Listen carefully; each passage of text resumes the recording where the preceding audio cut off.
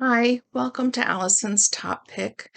Today I have one for middle graders called Dress Coded by Carrie Firestone. She's normally a writer for teens. This is her first middle grade novel. And I have to say, boy, I really hope schools like the one depicted in this novel don't exist, but I'm sure they do. Um, Middle schooler Molly, she's in eighth grade, about ready to graduate from this school, is incensed when she sees one of her friends being humiliated by one of the teachers because she's wearing a tank top and her bra strap is showing, and it breaks the dress code. They have a very Victorian dress code at this school that is unevenly enforced.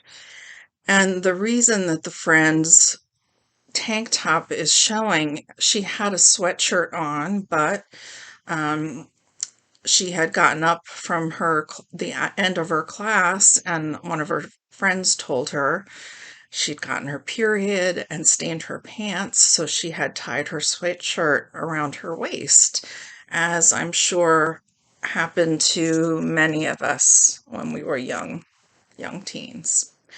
Um, so the school principal and some of the staff are just notorious about sending girls and only certain girls to detention all the time for breaking the dress code. It seems to be a dress code that targets girls of color.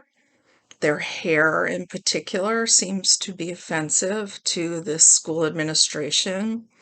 Girls who are well developed, uh, and it's very humiliating and hurtful and traumatic for these young girls who are dealing with so much at that 12, 13, 14 age. It is such a hard age for girls. So Molly decides to do something about it. She's tired of everybody having to deal with this. So she starts a podcast and she interviews one person, one girl, during every podcast. And each person that she interviews has had some sort of really traumatic experience because of this dress code. And her podcast leads to a whole school-wide campaign of social resistance. It's very uplifting.